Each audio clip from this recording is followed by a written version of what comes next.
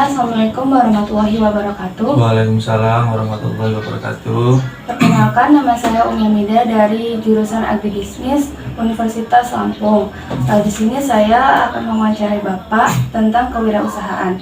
Sebelumnya dengan namanya siapa, Pak? Saya namanya Ma'ruf Abdillah. Jenis usahanya? Jadi usahanya mobeler, meja kursi. Ya. Untuk omsetnya per bulan?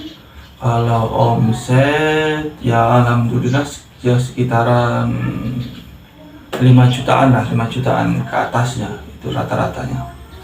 Itu. Langsung ke pertanyaan aja ya, Pak. Ya. Yang pertama, peran kewirausahaan dalam perekonomian di sini tuh bagaimana sih, Pak? Kalau dari segi perannya itu kita dalam segi istilahnya dari bahan mentah itu kita menjadi barang jadi, yang ketiga menjadi barang finishing, barang perapihan. Dari hasil itu kita langsung perannya langsung kita kebawa ke sekolahan seperti itu. Sekolahan SD, SMP gitu.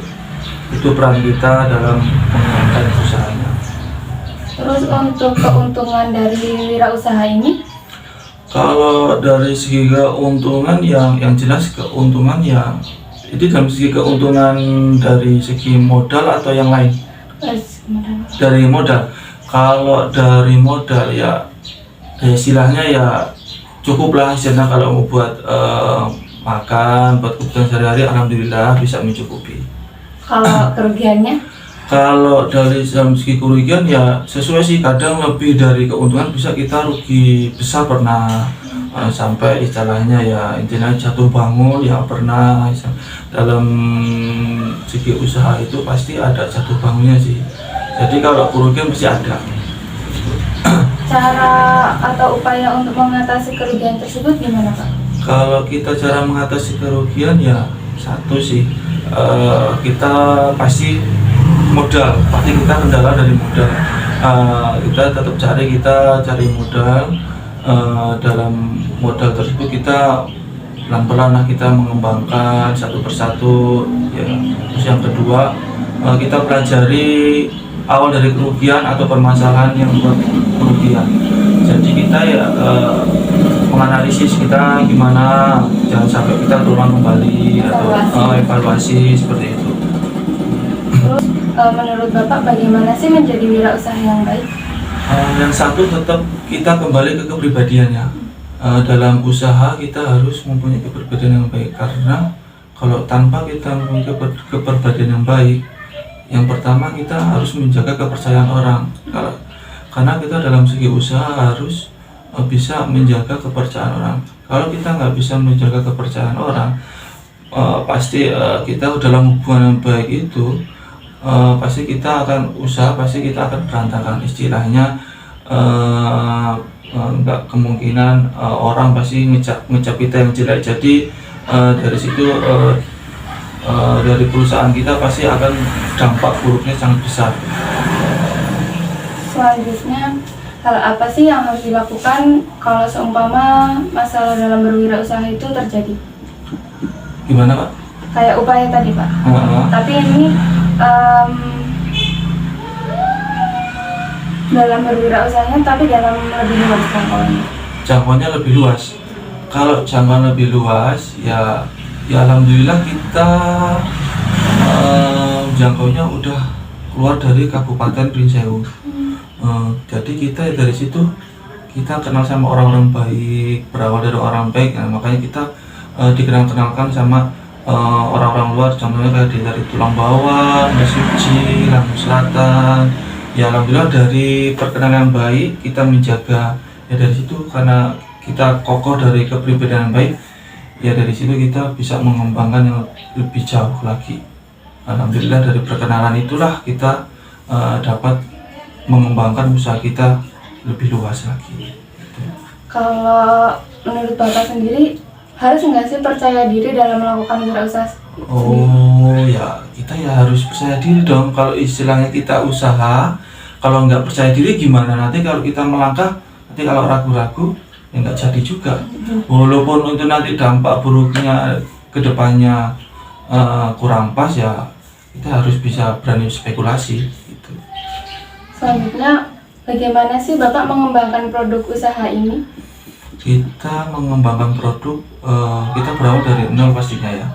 Kita berawal dari nol, dari kita keliling pakai sepeda dulu, orang tua istilahnya membawa meja kursi, istilahnya keliling sampai Gading Rejo, dulunya sampai dibawa sepeda sampai ke Pesawaran, sampai Bandar Lampung gitu. Berawal dari situ, dari situ kita kembali lagi, kita punya kepribadian yang baik, kenal sama orang baik. Dari situ kita pelan-pelan bisa mengembangkan istilahnya. Yang kedua juga menjaga kualitas kita. Kualitas itu harus istilahnya jangan istilahnya menggampangkan. Kita kalau itu udah bagus ya kita pertahankan, jangan istilahnya anggap remeh. Yang kedua itu, yang ketiga kita harus istilahnya jangan sama orang itu jangan terlalu istilahnya sama orang gimana ya cara bahasanya, bahasanya kaku gimana ya? Kita harus mengikuti alurnya aja sama orang, jangan istilahnya. Jadi harus memahami orang. Kita harus memahami sama orang lain gitu. Jadi kita dari situ istilahnya berhubungan baik yang membawa rezeki. Ya alhamdulillah dari situ bisa usaha semakin naik, terus link alhamdulillah semakin banyak dari situ gitu. Terus yang selanjutnya, kenapa Bapak memilih produk ini sebagai usaha? Ya awalnya sih mayoritas kan di sini tadinya usaha kayu mentah-mentahan. Dari situ kan muncullah istilahnya berpikiran pengen pengrajin meja kursi, misalnya meja kursi. Ya dari situ kita pelan-pelan mengembangkan usaha tersebut. Yaitulah berawal dari banyaknya lingkungan sini istilahnya pekerja kayu itu. Kalau motivasinya Pak untuk melakukan usaha ini? Ya kalau dari Bapak nih ya motivasinya karena ingin mengembangkan pekerjaan ini dengan bersama adik-adiknya, karena ingin menjunjung istilahnya adik-adiknya bisa menjadi yang lebih baik, menuju yang lebih baik dari usaha ini.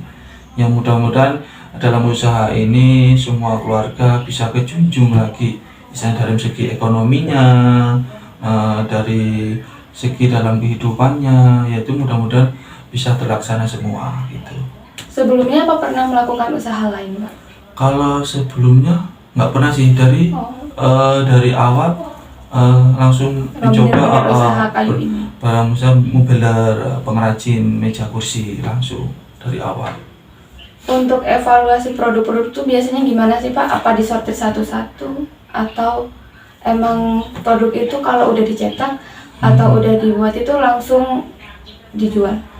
Oh ya, kalau sebelum dari barang jadi, dari barang mentah kita sortir dulu, kita mana yang layak atau enggaknya, karena dari perusahaan punya standarnya, punya ada standar pertama kerapihan, yang kedua dari kayu, karena biasanya dari pihak sekolah-sekolah itu minta contohnya dari kayu jati atau kayu waru. Gitu kita harus teliti dulu pemilih kayunya.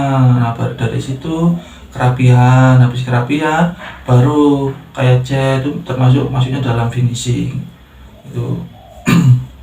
Baru habis itu kita bisa dikirim.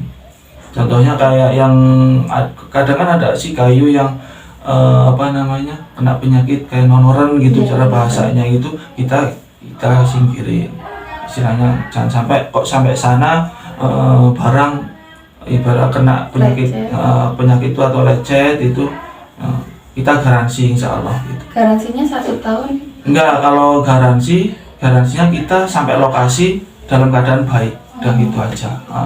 Iya. Sekian Pak pertanyaannya. Terima kasih atas waktunya, mohon maaf bila ada kesalahan. Iya, sama-sama. Terima kasih juga udah berkunjung kemari, udah istilahnya buat pilihan wawancara yang mudah-mudahan bisa menjadi yang berkembang dengan baik. Mbaknya juga kuliahnya biar cepat selesai menjadi sarjana yang baik, bisa langsung dapat pekerjaan. Ya. Terima kasih Pak. Ya, Saya akhiri. sama-sama. Wassalamualaikum warahmatullahi wabarakatuh. Waalaikumsalam warahmatullahi wabarakatuh.